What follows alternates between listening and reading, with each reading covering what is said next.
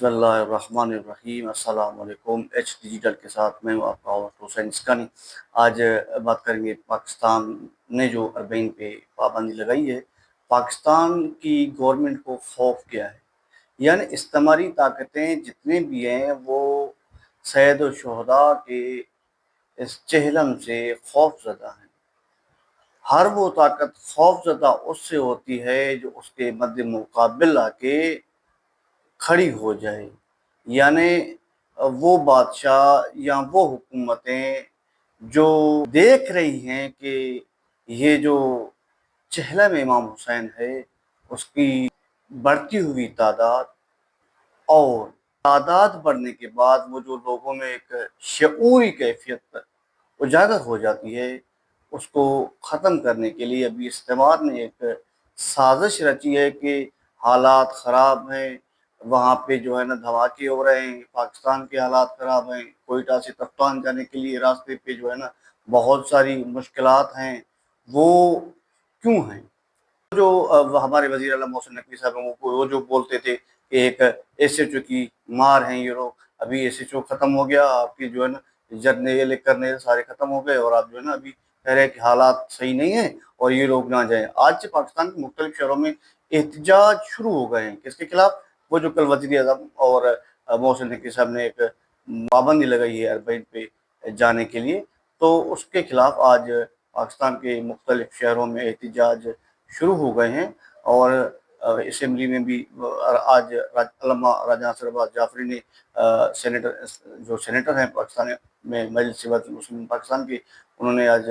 مختلف سینیٹر سے بات کی ہے کہ یہ مسئلہ جو کیا ہوا ہے شہباز شریف اور محسن نقوی نے، اس کو فل فور جو ہے نا ختم کیا جائے، اور جو پابندی لگائی ہوئی ہے وہ اٹھائی جائے، تاکہ زائرین اپنے زیارت کے لیے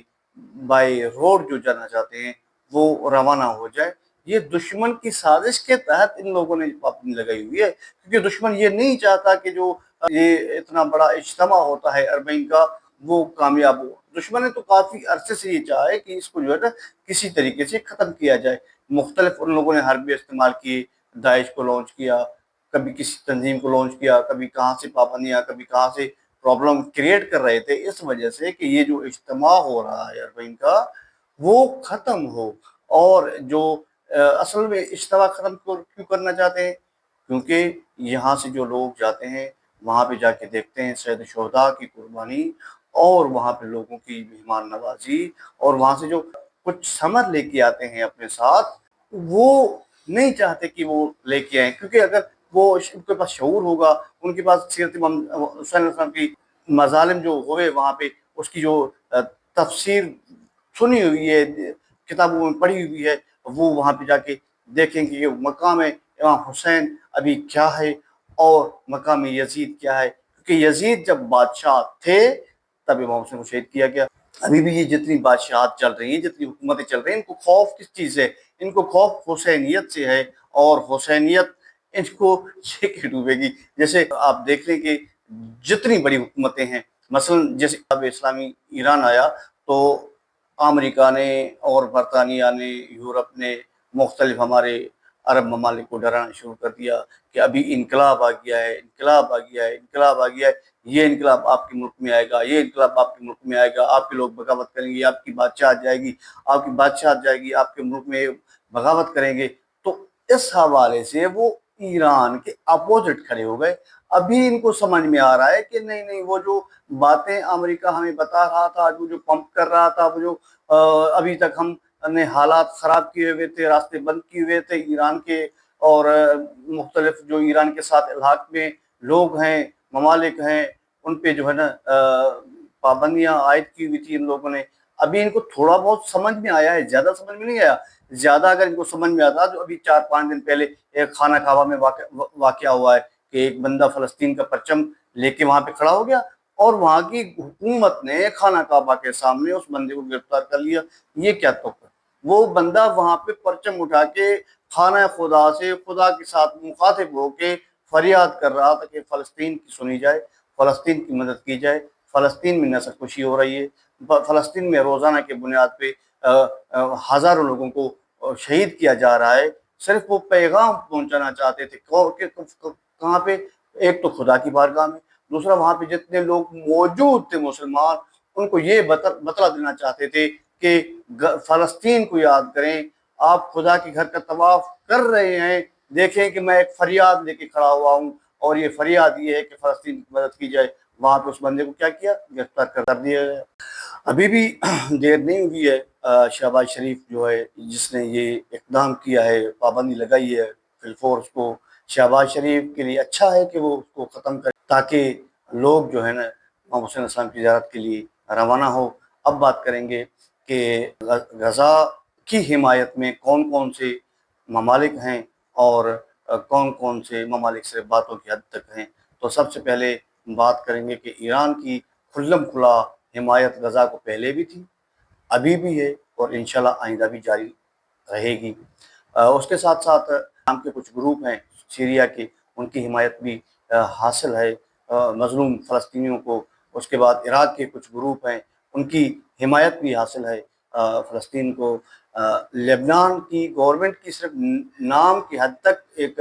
وہ ہے کہ بھئی ہم غزہ میں جنگ نہیں چاہتے، مگر وہ لوگ کھلم کھلا حمایت اس کی اور مدد اس کی غزہ کی فلسطین کی نہیں کرتے۔ اپنا لبنان میں جو تنظیم ہے حزب اللہ، اس کی کھلم کھلا حمایت ہر حوالے سے فلسطین کی جاری ہے، اور یمن نے جو بلاکیٹ کیا ہوا ہے سمندر میں، یعنی اس کل بھی انہوں نے کہا کہ کوئی ایسا ایک جہاز یہاں سے ہم جانے نہیں دیں گے جو اسرائیل سے منسوب ہو یا اسرائیل کی مدد کے لیے یہاں سے گزرے۔ تو ظاہر سی بات ہے یہ جو 4-5 ممالک ہیں، خدا ان کی ہر مشکل مصیبت کو آسان فرمائے، اور یہ لوگ ہمیشہ مدد کرتے ہیں۔ کس کی مدد کرتے ہیں؟ مظلوم کی۔ مظلوم اس وقت کون ہے؟ مظلوم اس وقت ہے تو وہ فلسطین ہے، اور فلسطین کی مدد مظلومین جو کر رہے ہیں ان کا تعلق حسینیت سے ہے، وہ امام حسین السلام کے ماننے والے ہیں، اور یہ سارے لوگ کل بھی ان کے ساتھ تھے اور آج بھی ان کے ساتھ ہیں۔ اور ہمارے بڑے بڑے دعوے دار جو مسلم ممالک ہیں، جس میں سب سے پہلے نام آتا ہے کہ طیب اردگان، اس نے 2 سال سے اوپر ہو گئے ہیں جنگ کو، اور ایمبیسی جو اسرائیل کی کھلی ہوئی ہے ترکی میں، اس کو ابھی تک اس نے بند نہیں کیا، اس کے ساتھ تعلقات ختم نہیں کیے، اس کے ساتھ تجارت ختم نہیں کی۔ اور دوسرے نمبر پہ آتا ہے کہ ہمارا بہت بڑا اسرائیل ملک یو اے ای نے بھی ابھی تک کوئی تعلقات اسرائیل کے ساتھ ختم نہیں کیے۔ اور تیسرے نمبر پہ آتا ہے کہ ہمارا سعودی عرب، جو باتوں کی حد تک تو یہ کہتا ہے کہ بھئی ہم جو ہے نا ساتھ ہیں غزہ کے، اور ہم جو ہے نا فلسطین کی 2 ریاستوں کی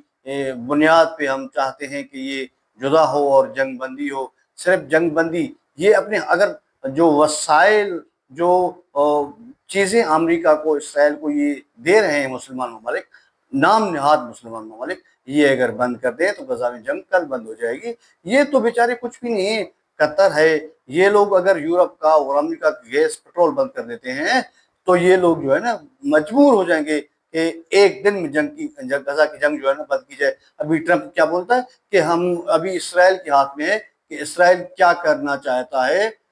فلسطین میں، اور جو تصویریں میں دیکھ رہا ہوں وہ کچھ اچھی نہیں ہے نا۔ وہ بدبخت کو سارا پتہ ہے کہ اسرائیل کون سی جگہوں پہ ہٹ کر رہا ہے، بچوں کو، بوڑھوں کو، سب کو شہید کر رہا ہے، اس کے باوجود وہ بدبخت کیا بولتا ہے کہ ابھی اسرائیل جو ہے نا پتہ نہیں کیا سوچتا ہے۔ یعنی وہ بدبخت جو اسرائیل جس کا کتا ہے، یعنی امریکہ کا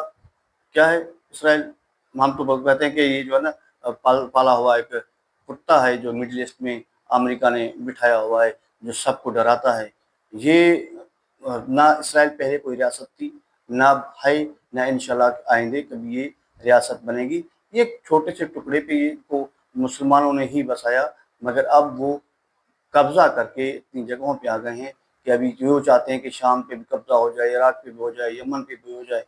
سعودی عرب پہ بھی ہو جائے، دبئی پہ ہو جائے، ترکی پہ ہو جائے، سب آہستہ آہستہ ان سب کی باری آئے گی۔ مگر وقت یہ ہے کہ ابھی اس کو جو ہے نا سبق سکھایا جائے، اس کو صفحہ ہستی سے مٹایا جائے، تاکہ یہ شیطانی طاقت نہ ہوگی، نہ مڈل ایسٹ میں یا کسی اور جگہ پہ یہ جو ہے نا ظلم ہوگا۔ تو کوشش کریں کہ جتنے لوگ ہمیں دیکھ رہے ہیں وہ ایک تو فلسطین کے لیے دعا کریں، اور دوسری اپنی گورنمنٹ اور اپنی حکومتوں کو یہ پریشر دیں کہ وہ فلسطین کے لیے آواز اٹھائیں، ان کی مدد کریں۔